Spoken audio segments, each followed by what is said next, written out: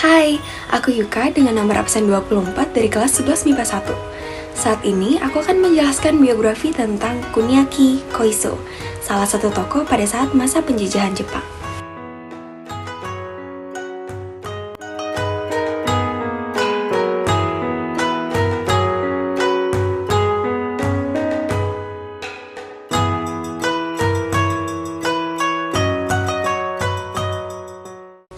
Pada 1932, Kuniaki Koiso menjadi wakil menteri perang sekaligus merangkap sebagai kepala staf Angkatan Darat Kwantung. 2 tahun kemudian, ia dipindah untuk memimpin Divisi 5 Tentara Kekaisaran Jepang. Karena dikenal sebagai sosok pemimpin yang mumpuni, pada 1937 pangkatnya dinaikkan menjadi jenderal dan bergabung dengan staf umum Angkatan Darat. Pada 1938, Koiso mulai menjajaki dunia politik.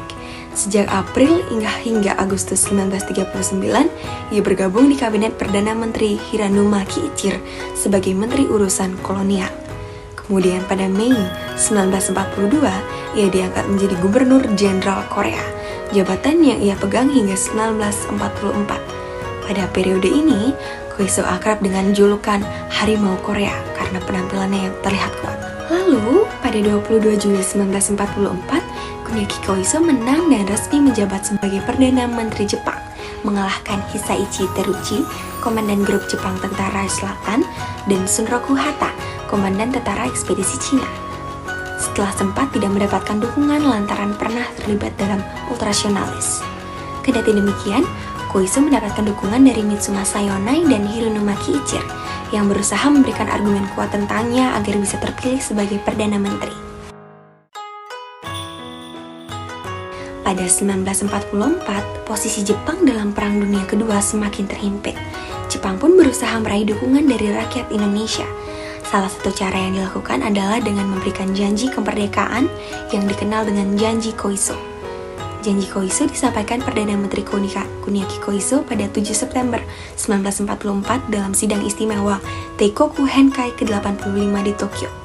Janji ini berisi janji dari Kekaisaran Jepang untuk memberikan kemerdekaan kepada Indonesia suatu saat nanti.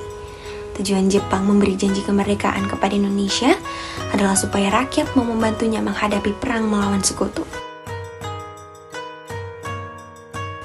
Selama Kuniaki Koiso menjabat sebagai Perdana Menteri, Jepang telah banyak mengalami kekalahan dari militer Amerika Serikat.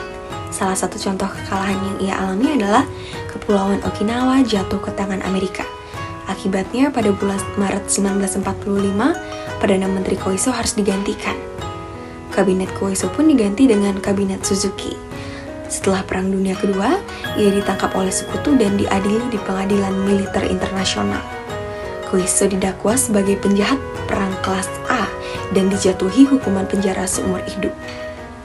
Jenderal Kuniaki Koiso meninggal pada 1950 karena kanker tenggorokan ketika masih mendekam di penjara. Jasadnya kemudian dikebumikan di pemakaman Aoyama di Tokyo. Beliau adalah salah satu tokoh yang pernah menyajikan kemerdekaan kepada Indonesia, walau janji tersebut tidak pernah terrealisasikan. Hal tersebut yang menjadi alasan saya memilih tokoh ini. Demikian penjelasan saya mengenai biografi Kuniaki Koiso. Terima kasih.